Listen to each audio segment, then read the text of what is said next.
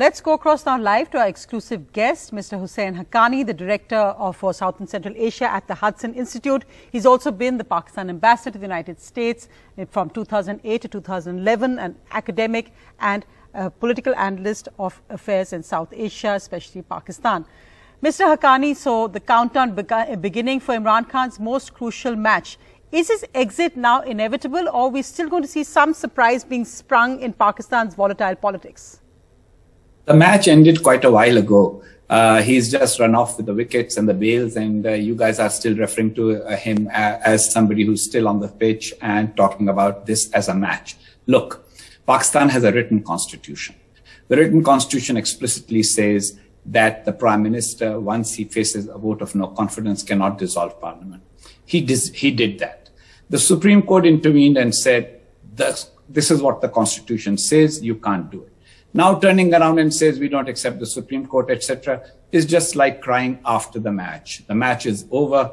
He will create problems. He will create problems because he would rather be dragged out than be removed from office. But none of that is eventually going to work for the simple reason that he has lost the majority in Parliament, which is the basis for becoming Prime Minister in a parliamentary democracy.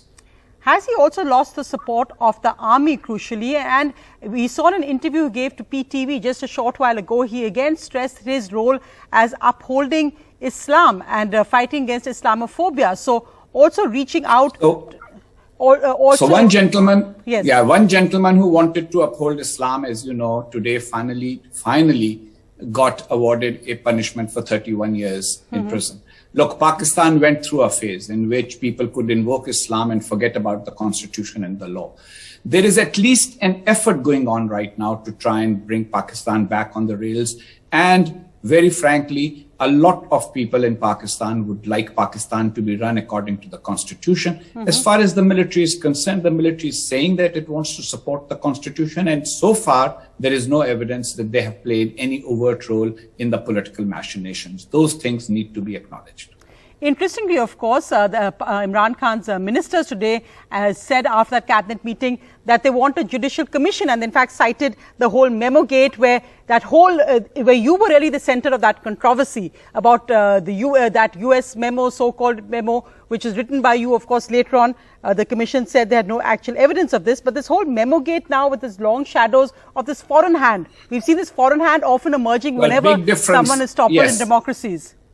So you might remember, or you might be too young to remember, I'm old enough to remember, when in India, Mrs. Indira Gandhi used to talk about the foreign hand so much that it became a joke that the Congress's election symbol, the hand, was actually about the foreign hand.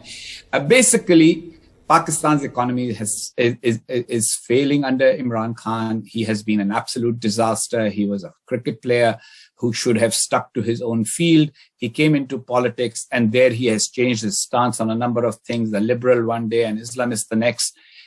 He has a cult following, there is no doubt about it. But the fact of the matter is that even the commission they tried to create was so clumsy. It wasn't a judicial commission because it wasn't under the Judicial Commissions Act, and there was no judicial representative. They nominated a retired lieutenant general to head it. And that lieutenant general has now declined to head it. So basically, these are gimmicks. These are gimmicks to stay in the headlines until the last moment. When he says he wants to play until the last ball, what he really means is he will continue to spin something until the last moment when he is removed from office, and he will still be crying that no, I really didn't get removed. But parliamentary democracy is simple. You lose support in parliament, you lose office, period. But of course, Mr. Haqqani, one point that he keeps raising and is about the opposition coalition that has been cobbled together against him. How stable is that going to be, considering the diverse elements it brings together for both the Bhutto family, the Sharif family? How stable is this actually going to be? And of course, the Nawaz Sharif's role exiled in London currently. Well, former Prime Minister Nawaz Sharif, of course, was removed through a judicial process himself. And without a vote in Parliament, his party had an absolute majority in Parliament. He was unjustly and justifiably removed at that time.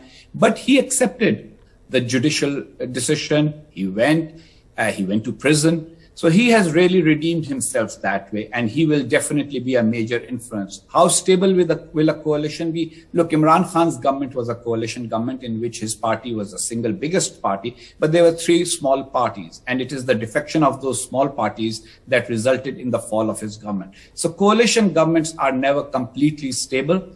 There will be problems ahead. Furthermore, Pakistan's economy, Pakistan's foreign relations, everything is in such a bad state that right now, whoever comes into office will have to deal with the fallout of all of that. A rupee that has eroded in value significantly, an international relations crisis in which the outgoing prime minister is accusing Pakistan's largest export market, the United States, and its government of conspiring against him without evidence. A lot of hostility towards India expressed by Imran Khan. All of those things will be problems.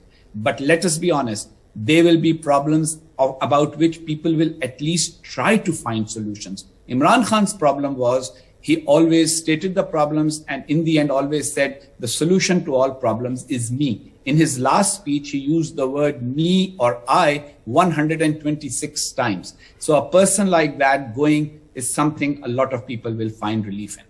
But Mr. Haqqani, of course, you mentioned India and the relations between India and Pakistan have changed dramatically in the last 7 years, as it were.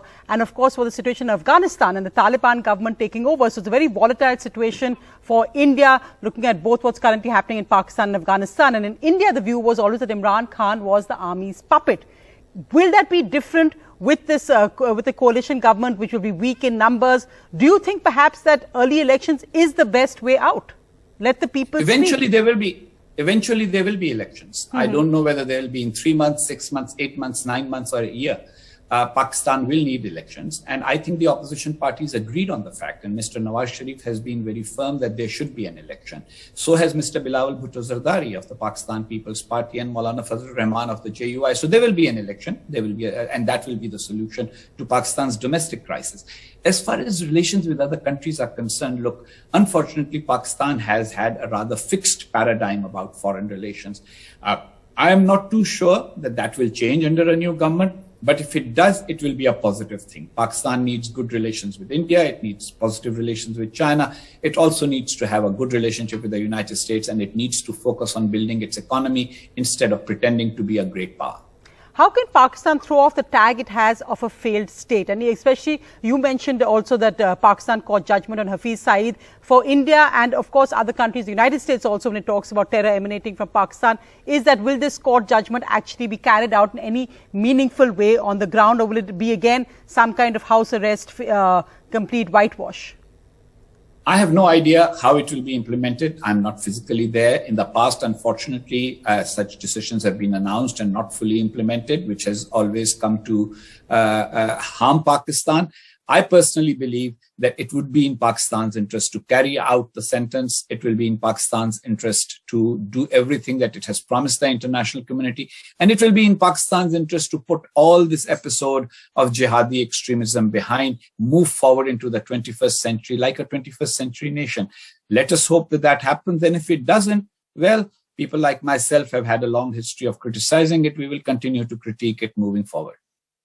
Mr. Haqqani, thanks very much for your perspective. Somebody who's really seen the various governments through, from the Sharif government to the Bhutto government, the Imran Khan government from the United States. But let's see now which the next government in Pakistan will actually emerge tomorrow. Thanks so much for joining me.